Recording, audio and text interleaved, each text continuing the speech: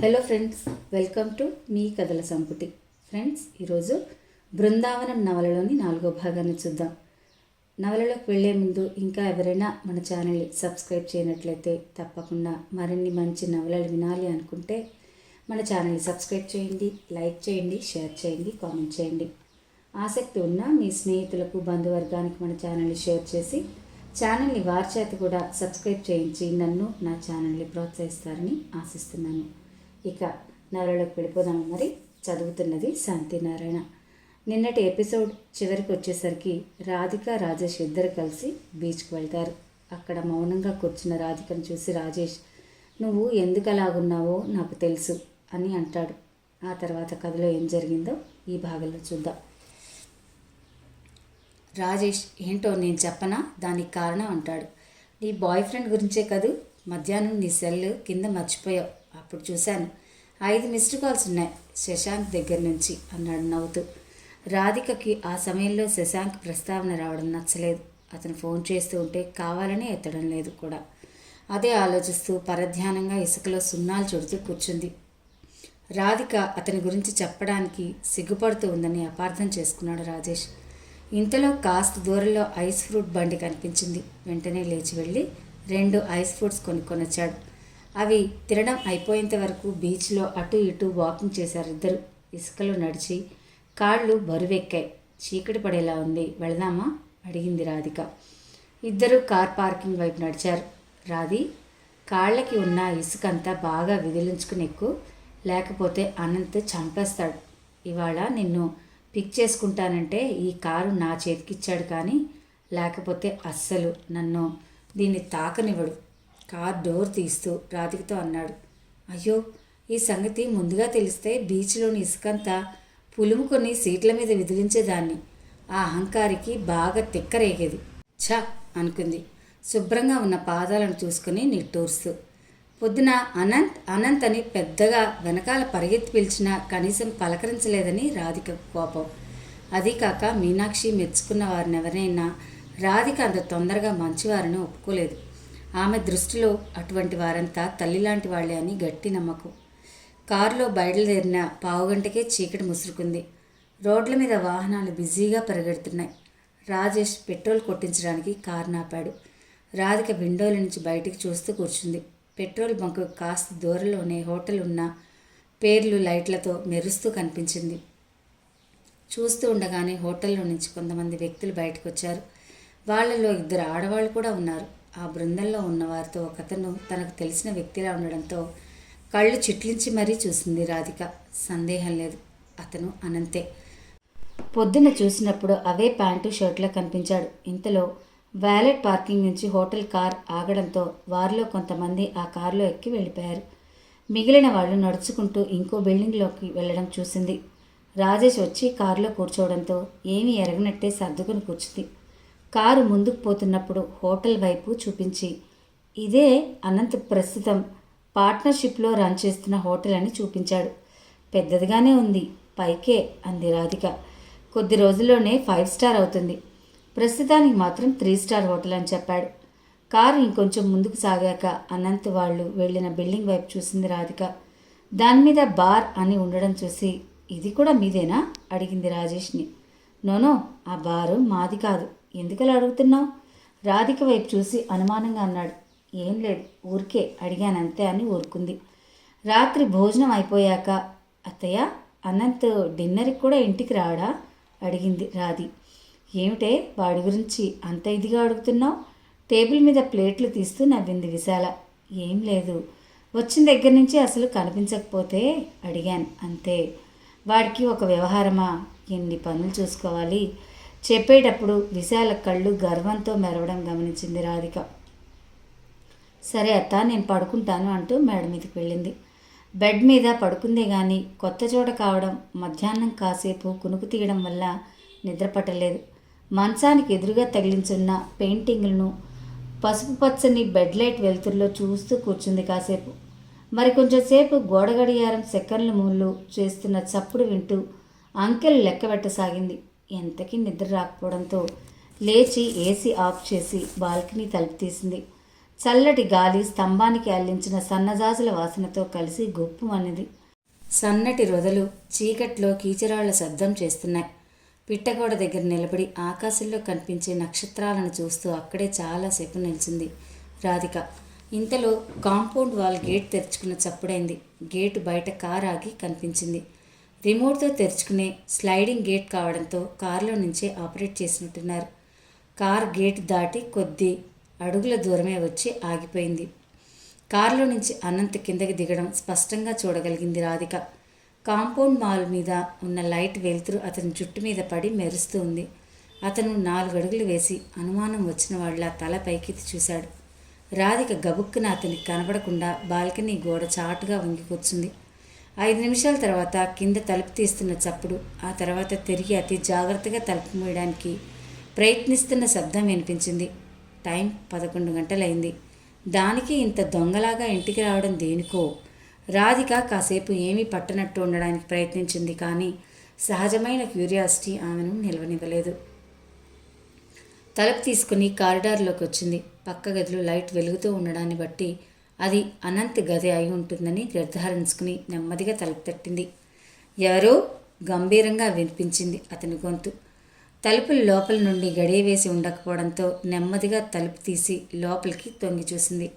అప్పుడే నైట్ డ్రెస్లోకి మారి పడుకోబోతున్నట్టుగా ఉంది అతని వాలకం చూస్తే. రాధికను చూస్తూనే మంచం మీద కూర్చున్నవాడు కాస్త లేచి కుర్చీలో కూర్చున్నాడు. హాయ్ అనంత్, ముందుగా తనే పలకరించి నవ్వింది రాధిక. ఆ నవ్వు ఆమెకే చాలా కృత్రిమంగా అసహజంగా అనిపించింది. ఇలాంటి టైంలో పలకరించాలని బుద్ధి పుట్టడమే నాదే తప్పు మనసులో తిట్టుకుంది. మధు, అత్తయ్య, మామయ్య బాగున్నారా అడిగాడు అతను. అతను మామూలుగానే మాట్లాడటంతో రాధికకు కాస్త ధైర్యం వచ్చింది. ఆహా, అయినా ఎదురుగా ఉన్న వాళ్ళని పలకరించడం చేత కాదు కానీ ఎక్కడో ఉన్నవాళ్ళని అడుగుతున్నామన్నమాట కనుబొమ్మలు ఎగరేస్తూ అడిగింది. ఓ, పొద్దున నేను చాలా హడావిడిలో ఉన్నాను. నేను వచ్చేసరికి నువ్వు నిద్రపోయి ఉంటావనుకుని నీ గదిలోకి రాలేదు. అబ్బా, ఎంత మర్యాదస్తుల్లా ఫోజు. నువ్వు బార్లోకి వెళ్ళావని నాకు తెలియదు అనుకున్నావా? బెదిరిస్తున్నట్టుగా ఉంది. అతన్ని ఇబ్బంది పెట్టడంలో ఒక రకమైన సంతోషం కూడా కలిగింది రాధికకు. నా మీద స్పైయింగ్ కూడా మొదలుపెట్టావన్నమాట. ఎస్, నువ్వేదో బుద్ధిమంతుడివని మా అమ్మ నిన్ను ఓహో అని పొగిడింది కూడా. అత్తయ్య కొడుకు తీరిక లేకుండా కష్టపడిపోతున్నాడని తెగ బాధపడిపోతుంది. పాపం నీ గురించి వాళ్ళకి పూర్తిగా తెలియదు అంది వెటకారంగా. తెలుసుకున్నావుగా, అయితే వెళ్ళి పడుకోపో గద్దించినట్టు అన్నాడు. మామూలుగా అయితే రాధిక మాటకి మాట జవాబు చెప్పే తీరతంది. కానీ అనంత గంభీరమైన మొహం, గొంతు చూసి ఎదురు మాట్లాడలేకపోయింది. చివరి మాట తనది కాలేకపోయినందుకు మనసు కుతకుతలాడింది. అలాగే సణుక్కుంటూ తన గదిలోకి వచ్చి పడుకుంది. రాధి, లేమ్మా, గుడికి వెళ్దాం. నువ్వు లేచి చక్కగా తయారైతే కలిసి వెళ్దామే అంటూ రాధికను నిద్రలేపింది విశాల. అవునమ్మాయి గురు, శుక్రవారం పూట పొద్దుగాలే లేచి తలంటుకుని చక్కగా తయారైతే లచ్చిందేవిలా ఉంటారు మీరు. బాత్రూంలో ఉతకాల్సిన బట్టలు తీసుకెళ్తూ గౌరీ అంది. మామూలుగా పొద్దున్నే లేపితే రాధికకు చిరాకు వస్తుంది. కానీ విశాల లేపిన తీరుకు ఏమీ అనలేకపోయింది. పైపెచ్చు ఆవిడ కోరుకున్నట్టు చక్కగా ముస్తాబై కనిపించాలనిపించింది. అత్తయ్యలో ఉన్న విశేషం అదే.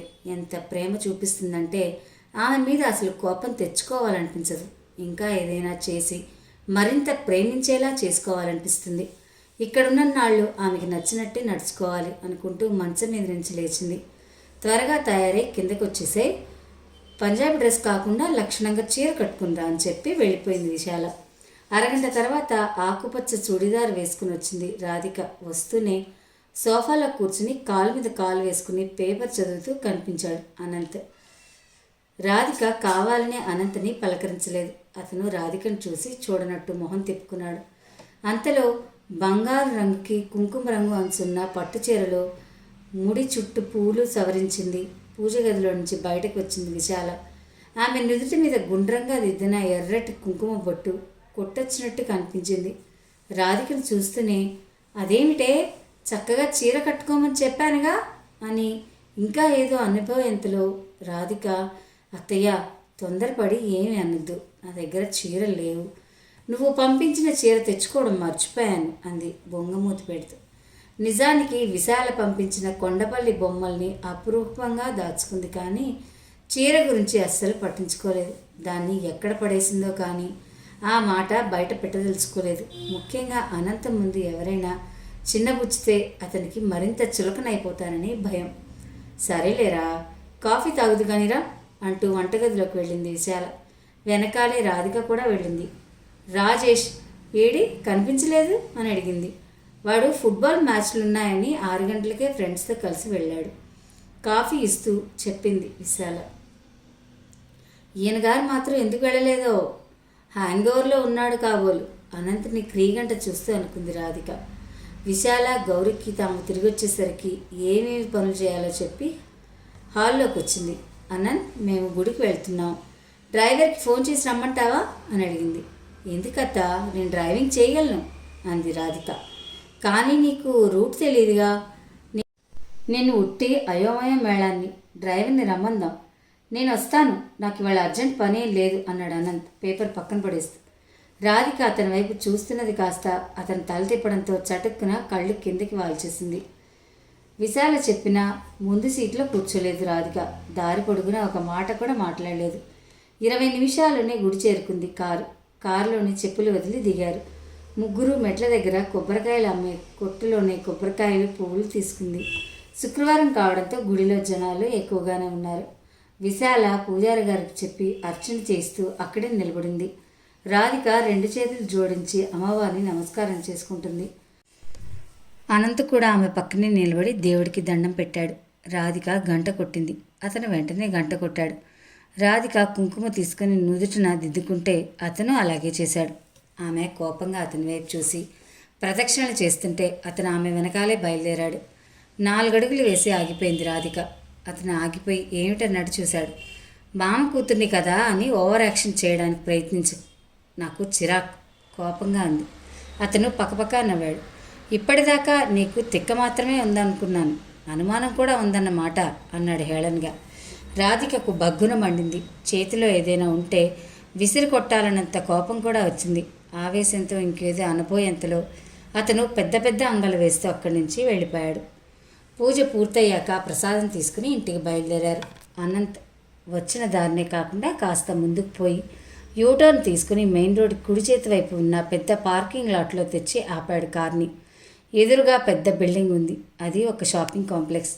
ఇదేంటి ఇక్కడికి వచ్చాం? విశాల ఆశ్చర్యంగా అడుగుతూ ఉండగానే అనంత్ కళ్ళతో ఆమెకు సైగ చేశాడు. ఆవిడ అర్థమైనట్టుగా చిరునవ్వు నవ్వింది.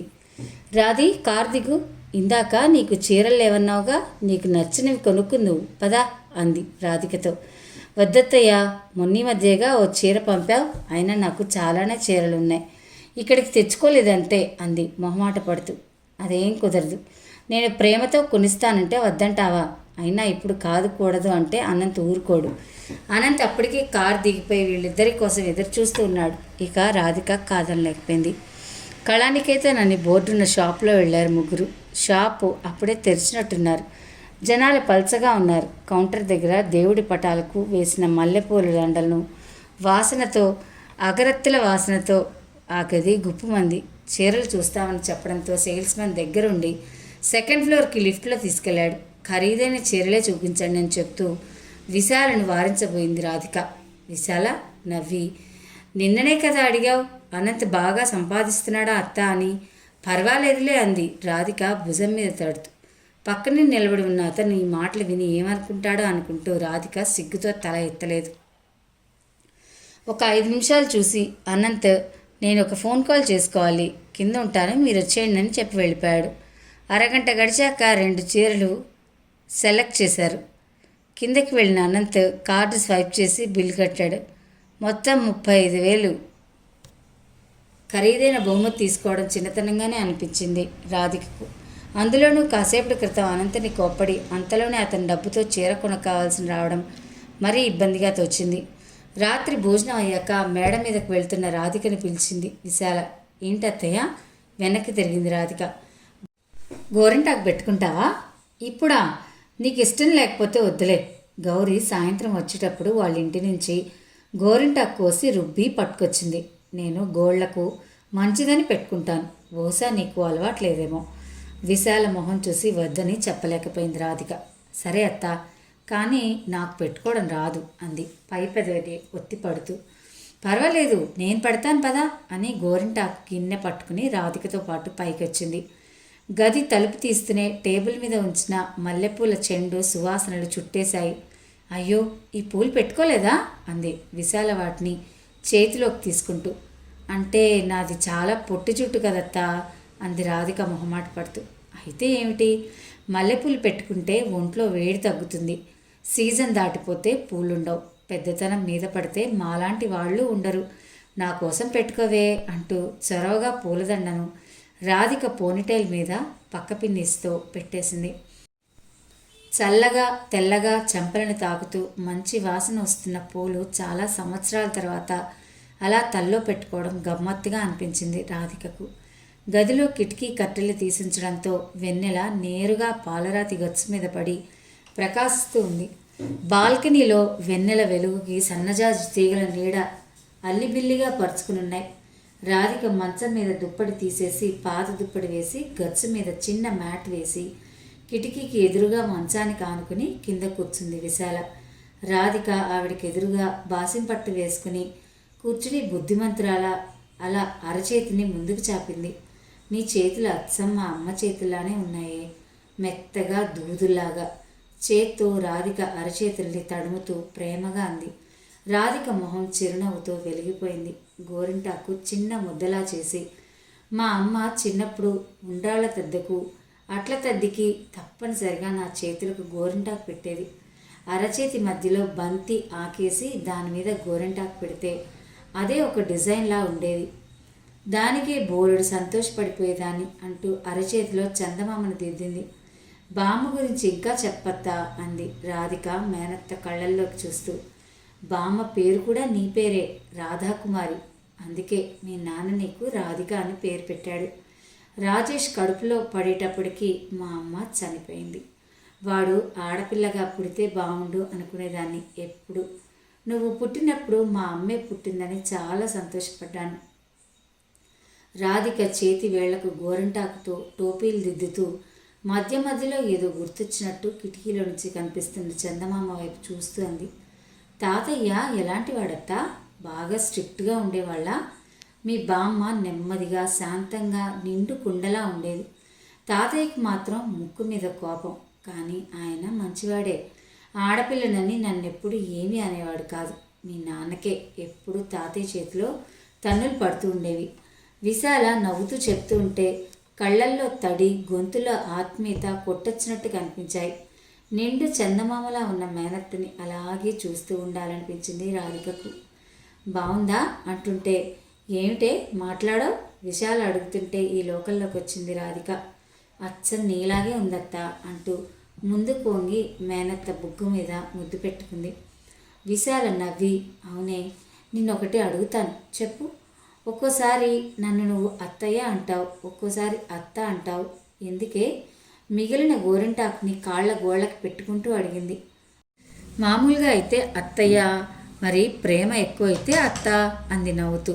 అయితే ఎప్పుడు నన్ను ఇంకా అత్త అని పిలువు అంటుండగానే గుమ్మం దగ్గర అలికిడికి చూశారిద్దరూ. రాధిక తొంగి చూస్తే ఎవరూ కనిపించలేదు. వస్తానే, ఈ ఇంట్లో అన్ని టైం ప్రకారం జరిగిపోవాలి. మీ మామయ్య నేను వచ్చి టాబ్లెట్ అందించాలని ఎదురు చూస్తూ కూర్చుని ఉంటాడు. 2 చేతులు అలాగే కదలకుండా పెట్టుకుని నిద్రపో, రేపొద్దున దాకా తీయకు అని రాధికని హెచ్చరించి ఖాళీ గిన్నెతో నిండుగా ఉన్న పాదాలతో మడమల మీద అడుగులు వేసుకుంటూ వెళ్ళిపోయింది. అమ్మాయి గారు, ఈ జాకెట్ మీకు సరిగ్గా సరిపోతుంది చూడండి. నేను కుట్టానంటే తిరుగులేదు. పనిలోకి వస్తూనే హుషారుగా కవర్లో నుంచి జాకెట్ బయటకు తీసి చూపించింది గౌరీ. గౌరీ ఇంటి పనితో పాటు ఖాళీ టైంలో టైలరింగ్ కూడా చేస్తుంది. రాధిక కొన్న చీరకి బ్లౌజ్ని డిజైనర్ బ్లౌజ్ లాగా అన్ని హంగులతో అందంగా కుట్టి తెచ్చింది. అత్త, శ్రీరాముడికి ఆంజనేయ స్వామిలా నీకు గౌరీ భలే దొరికింది అంది రాధిక నవ్వుతూ విశాలతో. సాయంకాలం మనం రాజారావు గారింటికి వెళ్తున్నాం. అప్పుడు నువ్వు ఈ చీర కట్టుకుని రెడీగా ఉండాలి.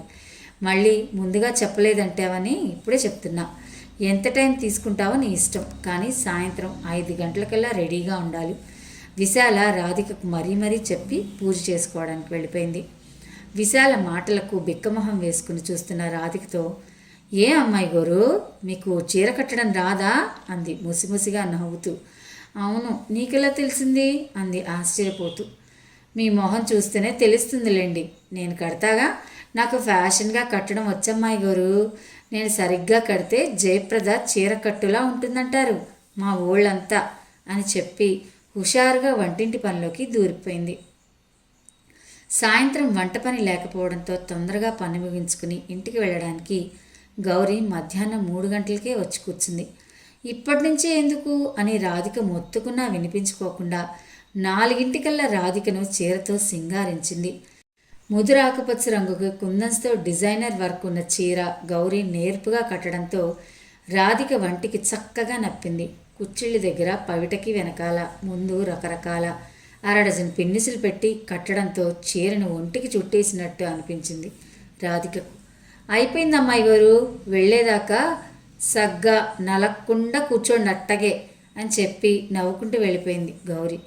రాధిక గోడగడియార వంక చూసింది. టైం ఇంకా 4:15 అయింది.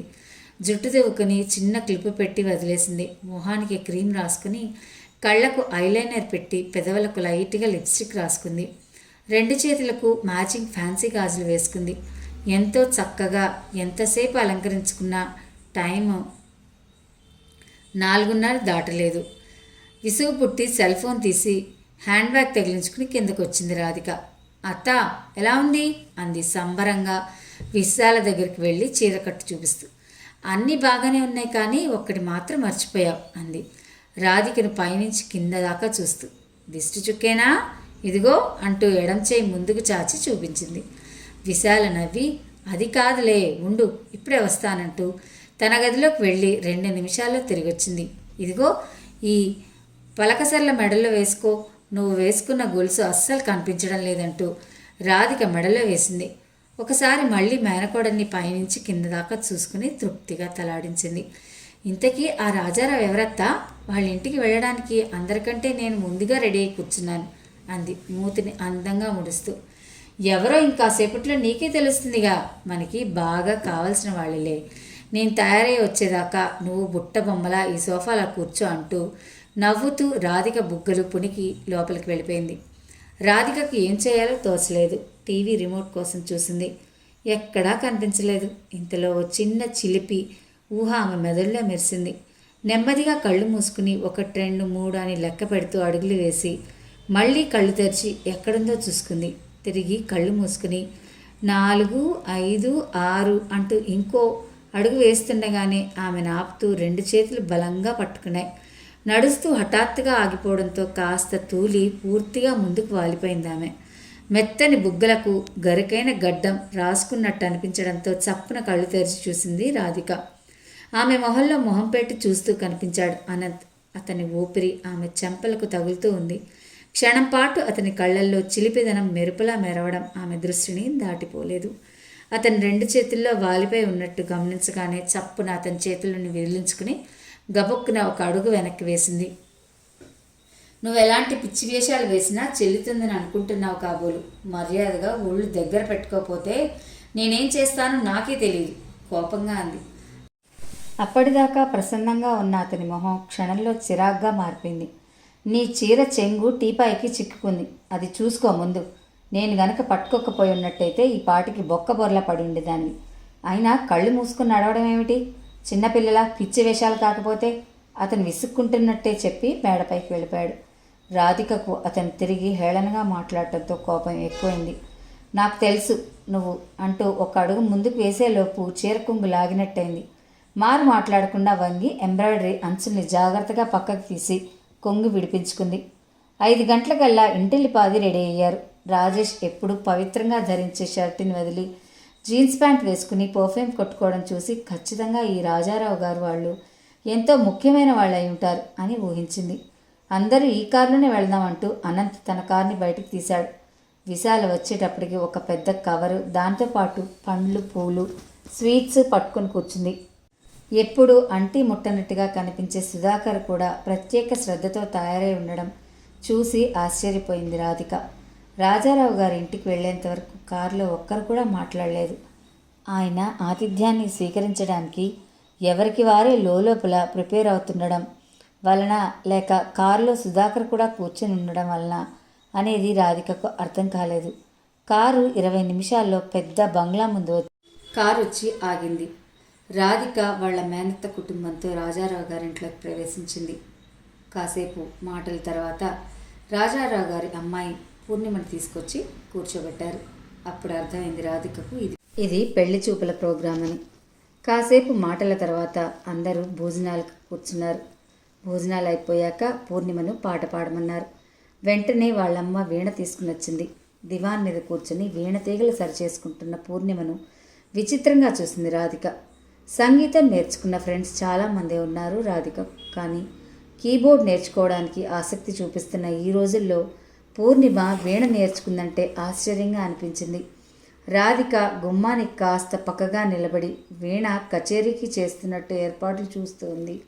ఏమ్మా, నీ కర్ణాటక సంగీతం వచ్చా? పూర్ణిమ బాబాయ్ వచ్చి రాధికని అడిగాడు. రాదండి అని చెప్పింది. ఇంకేం వచ్చైతే? ఆయన మాటల్లోని వ్యంగ్యం రాధికకు అర్థమైంది. వాళ్ళ అమ్మాయికి ఏం వచ్చో గొప్పలు చెప్పుకోమను, కానీ అవతలి వాళ్ళని చిన్నపుచ్చడం దేనికో అంటూ పళ్ళు నూరింది. బాలీవుడ్ డాన్స్ వచ్చండి అని పైకి చెప్పింది వినయంగా. ఆయన రాధిక వైపు ఒకసారి పనికిమాలిన వస్తువును చూసినట్టు చూసి వెళ్ళిపోయాడు. ఈయన మాత్రం టీవీలో కర్ణాటక సంగీతం కచేరీ వస్తుంటే ఛానల్ మార్చకుండా చూస్తాడని ఎవరు నమ్ముతారు అనుకుని ఆయన వెళ్ళిన వైపే నిరసనగా చూసింది. ఇంతలో పూర్ణిమ సెట్టింగ్ అంతా రెడీ అయిపోయింది. చక్కగా తెలుగు సినిమాలో సావిత్రిలా పీఠం వేసుకుని వీణ ఒళ్ళో పెట్టుకుని పాడడం ప్రారంభించింది. రాగం, శృతి, తాళం లాంటి ఏవీ తెలియకపోయినా పాట వినసొంపుగా ఉండడంతో రాధిక కూడా కదలకుండా కూర్చుని వినే ప్రయత్నం చేసింది. కానీ మనసు మాత్రం కుదురుగా ఉండడం లేదు. ఏవేవో పిచ్చి ఊహలు. ఇలాంటి కూతుర్నే కావాలి, మా అమ్మ కావాలనుకునేది అన్న ఆలోచన రాధిక మనసును గాయపరిచింది. ఎంత వద్దనుకున్నా పూర్ణిమ ముందు కుంచుకుపోయినట్టుగా ఏ ఆత్మన్యూనతాభావం నుంచి తప్పించుకోవాలని చూస్తుందో అదే వెంటబడి వెక్కిరిస్తున్నట్టుగా అనిపించింది. రాధిక ఆలోచనలో మునిగి ఉండగానే పాట పాడటం అయిపోయింది. ప్రశంసలుగా చప్పట్లు మోతలు వినిపించాయి. విశాల మొహం సంతోషంతో వెలిగిపోయింది. ఆ సంతోషం అన్నమాచారి కీర్తన విన్నందుకో, సంగీత సాగరంలో మునిగిపోయి కరిగిపోయినందుకో కాదు, కాబోయే కోడల్ని మనస్ఫూర్తిగా ఇష్టపడడం వల్ల అని అర్థమవుతూనే ఉంది. బయలుదేరేటప్పుడు విశాలతో పాటు రాధిక కూడా బొట్టు పెట్టి ఖరీదైన చీర పెట్టింది వసుమతి. ఇవన్నీ చూస్తుంటే సంతోషానికి బదులు మనసులో ఏదో వెలితిగా అనిపించింది రాధిక. ఏమిటి, ఇంట్లో ఎప్పుడూ లొడా వాగుతూనే ఉంటావు, ఇక్కడ మూగదానిలా కూర్చున్నావే? కారు వైపు నడుస్తుండగా వెనకాలే వస్తూ అనంత్ అన్నాడు సరదాగా. అయితే ఏమిటి, రేపటి నుంచి మీ ఇంట్లో కూడా మాట్లాడంలే, కనీసం గాలైనా పీల్చుకోవచ్చా, లేకపోతే అది నీ పాపమేనా అంటూ కోపంగా అంది. సరదాగా అన్న మాటకి అంత కోపం ఎందుకు? నేనంతే, మరింత విసుగుపడిపోయింది రాధిక. ఇంతలో విశాల, సుధాకర్ వాళ్ళు రావడంతో ఇద్దరు మాట్లాపేశారు. ఇంటికి రాగానే విశాల రాధికని పిలిచింది. పూర్ణిమ ఎలా ఉంది రాధి, నీకు నచ్చిందా? నవ్వుతూ అడిగింది. బాగుందత్తా, ముక్తసరిగా జవాబు చెప్పింది. రాధికకు కొత్త చీర కట్టుకుని సెల్ఫీ తీసుకున్నప్పటి ఉత్సాహంలో 1000వ వంతు కూడా ఇప్పుడు లేదు. చీర బరువుగా చికాగ్గా అనిపించింది. గదిలోకి వెళ్ళి చల్లని నీళ్లతో ముఖం కడుక్కుని వదులుగా ఉండే కాటన్ కుర్తా పైజామాలోకి మారి మళ్ళీ కిందకొచ్చింది. విశాల గది ముందు నిలబడి లోపలికి తొంగి చూసింది. ఏమిటే అక్కడే నిల్చున్నావు, మీ మామయ్య లేరా మంచం మీద కూర్చుంటూ చెప్పింది విశాల. ఇదిగో అత్త, నువ్విచ్చిన గొలుసు మెడలోంచి తీసి ఇవ్వబోయింది. ఇప్పుడు నేను అడిగానా? గొలుసు పట్టుకున్న చేతిని వెనక్కి తోస్తూ రాధిక మాల్లో చూసింది. నా దగ్గర జాగ్రత్తగా ఉంచలేను, నువ్వే తీసుకో అనగానే విశాల గొలుసు తీసుకుని, ముందు సంగతి చెప్పు, ఎందుకలా ఉన్నావు అంటూ రాధిక గడ్డం పట్టుకుని అడిగింది. నేను ఎలాగూ లేను, నువ్వెలాగున్నావు? నీకు కొత్త కోడలు వస్తుందిగా, నేను గుర్తుంటానా? ఇంకా గోరింటాకులు కూడా కోడలికే పెడతావు కాబోలు అంటుండగానే రాధిక గొంతు దుఃఖంతో పూడిపోయింది. వెక్కిళ్ళు పెట్టి చిన్నపిల్లలా ఏడ్చింది. పిచ్చిదానా, ఇందుకేనా ఏడుపు అంటూ ప్రేమగా తల నిమురుతూ నిండుగా నవ్వింది. పూర్ణిమ కోడలైతే నువ్వు నా మేనకోడలివే, ఊరికే పిచ్చి పిచ్చి ఆలోచనలు పెట్టుకుని కుళ్ళిపోకు. ఏమో, ఎవరికి తెలుసు, నీకు 2 కోడళ్ళు వచ్చాక నన్నింత ప్రేమగా చూసుకోవాలి, సరేనా? పొంగుమూతి పెడుతూ అంది. అలాగే, ఒట్టు. ఇక ఈ గొలుసు నీ దగ్గర ఉంచుకో ఎప్పటికీ అంటూ తిరిగి దాన్ని రాధిక మెడలో వేసింది. నీదంతా జాలిగుండెత్తా, ఏడిస్తే గొలిసిచ్చేస్తావా? ఆశ్చర్యపోతూ అడిగింది కళ్ళు పెద్దవి చేసి. రాధిక అమాయకత్వానికి విశాలకు నవ్వొచ్చింది. ఇది నీకు ఇద్దామనే సాయంత్రం నీ మెడలో వేశాను. నిన్న రాత్రి బామ్మ గురించి అడిగావుగా, ఇది మా అమ్మది. బామ్మ గుర్తుగా దీన్ని నువ్వే ఉంచుకో. గుమ్మం దగ్గర చిన్నగా దగ్గు వినిపించడంతో ఇద్దరు తలతిప్పి చూశారు. తలుపునకు ఆనుకొని అనంత్ నిలబడున్నాడు. అమ్మా, ఇంటి ఖర్చులకు డబ్బు కావాలన్నావుగా, ఇదిగో అంటూ ఒక అడుగు ముందుకు వేసి విశాల చేతిలో నోట్ల కట్ల ఉంచాడు. రాధిక చెంపల మీద నీటి చారికలను తుడుచుకుని టక్కున లేచి నిలబడింది. ఇద్దరి కళ్ళు క్షణంసేపు కలుసుకున్నాయి. ఆ తర్వాత అతన్ని చూపు మెడలో ఉన్న గొలుసుపై నిలవడం రాధిక గమనించింది. నేను వస్తానత్తా అని చెప్పి అక్కడి నుంచి వచ్చేసింది వెంటనే. రాత్రి 10:30 దాటింది. రాధిక మంచం మీద పడుకుని గోడకు అంటించిన సీతాకోక చిలకల బొమ్మల వైపు, గోడ గడియారం వైపు మార్చి మార్చి చూసింది. ఎంత పొర్లినా నిద్ర రావడం లేదు. నెమ్మదిగా మంచం దిగి టేబుల్ దగ్గరకు వెళ్ళి ఒక సిప్లాక్ కవర్ బయటకు తీసింది. మెడలోని గొలుసు తీసి దానిలో వేసి అంచుల దగ్గరగా ఒత్తి మూసివేసి అనంత్ గది దగ్గరికి వెళ్ళింది. ఆమె ఊహించినట్టుగానే అతను ఇంకా నిద్రపోలేదు. వర్క్ టేబుల్ దగ్గర ల్యాప్టాప్ ముందు పెట్టుకుని కూర్చున్నాడు. రాధిక అడుగులో అడుగు వేసుకుంటూ టేబుల్ దగ్గరకు వచ్చి కుడి చేతి వేలితో టేబుల్ అంచు మీద గీస్తూ నిల్చుంది. ఏమిటి? తల పైకెత్తి అన్నాడు. అలా అన్నప్పుడు అతని కళ్ళు ల్యాప్టాప్ నుంచి వచ్చే వెలుతురులో తళుక్కుని మెరిశాయి. నీ సెల్ నెంబర్ కావాలి అని అడిగింది మెల్లగా. అతను ఎందుకు ఏమిటి అనలేదు. నెంబర్ ఇచ్చాడు. రాధిక అడ్డు తగిలింది. నా నెంబర్ నీ దగ్గరుంటే మిస్డ్ కాల్ ఇవ్వు. అతను చిన్నగా నవ్వి అలాగే చేశాడు. రాధిక ఇంకా అక్కడే నిలబడి ఉండడంతో ఇంకా ఏమిటి అని అడిగాడు. ఆమె మొహంలోకి చూస్తూ ఐఎమ్ సారీ. తన గొంతు తనకే వినిపించినంత అస్పష్టంగా గొణిగింది. ఏమిటి? చెవి దగ్గర చెయ్యి ఆనిచ్చి కొంటెగా అడిగాడు. నాకు తెలిసి నీకు వినిపించింది, అందుకే అసలు వాట్సాప్లో మెసేజ్ పెడితే సరిపోతుందనుకున్నా. కళ్ళు కిందకి వాల్చి టేబుల్ అంచుని చేతివేళ్లతో గీస్తూ చిన్నపిల్లలా అంది. అతను పక్కపక్క నవ్వాడు. బాగుంది. ఎందుకు కోపడ్డావో, ఎందుకు సారి చెప్తున్నావో నీకే తెలియాలి. రివాల్వింగ్ చైర్లో పక్కకి తిరుగుతూ అన్నాడు. ఇందాక వాళ్ళ ఇంట్లో నిన్నలా విసుక్కుని ఉండకూడదనిపించి, ఇంకా ఇంతకు ముందు జరిగిన వాటికి కూడా. వేటికి? అతని కళ్ళల్లో చిలిపిదనం. ఆమె మాట్లాడుతూ ఉంటే వినాలన్నట్టుగా సూటిగా ఆమె మొహంలో చూశాడు. అలసటతో భారంగా ఉన్న కళ్ళు, లేత బుగ్గలు, మొహం మీదకు జారిన జుట్టు, పాయలుగా అంటుకుని ఉన్న వెంట్రుకలు చూస్తూ మళ్ళీ రెట్టించాడు. కొద్ది క్షణాల పాటు ఇద్దరు చూపులు కలుసుకున్నాయి. అతని కళ్ళల్లో మాటలు అవ్యక్తంగా ఉన్న భావమేదో రాధిక మనసును సూటిగా తాకినట్టే కలవరపడింది. వెంటనే ఆమె కళ్ళు కిందకి వాలిపోయాయి. ఇదిగో, ఇది నీకు ఇచ్చి వెళ్దామని వచ్చానంటూ చేతిలోని కవర్ని బల్లా మీద పెట్టి గిరుక్కున వెనక్కి తిరిగింది. ఆగు అంటూ అతను గబుక్కున లేచి ఆమె చేయి పట్టుకున్నాడు. ఈ గొలుసు నేనిచ్చింది కాదు, మరి నాకెందుకు తిరిగిస్తున్నావు? అత్తయ్యకి ఇస్తే బాధపడుతుంది, అందుకే నీకు ఇచ్చాను. అయినా ఇప్పుడు బంగారం ధర చాలా పెరిగింది. దీని వాల్యూ 3 లక్షల దాకా ఉంటుంది. ఇప్పటికే బాగా ఖర్చు చేసి చీర కొనిచ్చావు. ఇంకా ఈ నష్టం నీకెందుకు? అబ్బో, చాలా పెద్దదాని అయిపోయావు. ధరల గురించి నాకు చెప్తున్నావు వెటకారంగా అన్నాడు. కాకపోతే ఇంకా చిన్నపిల్లని అనుకున్నావా? గొలుసు అత్త నాకు ఇచ్చినప్పుడు నువ్వెలా చూసావో నాకు అర్థమైంది. అసలు అప్పుడే నీకు తిరిగిచ్చేయాలనుకున్నాను. అతను రాధిక వైపు ఆశ్చర్యంగా చూశాడు. ఇంకేదో అనబోయే లోపలే రాధిక అతని చేయి వదిలించుకుని పిలుస్తున్నా వినిపించుకోకుండా తన గదిలోకి వెళ్ళిపోయింది. ఫ్రెండ్స్, విన్నారు కదా నవలలోని ఈ భాగాన్ని. ఈ నవల మిమ్మల్ని అందరినీ అలరిస్తుందని ఆశిస్తున్నాను.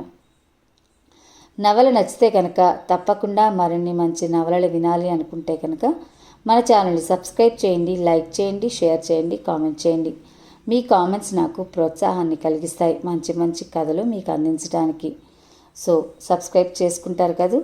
ప్లీజ్ సబ్స్క్రైబ్ టు మీ కథల సంపుటి ఛానల్. మరో భాగంతో మీ ముందుంటాను. అంతవరకు సెలవు. నమస్తే.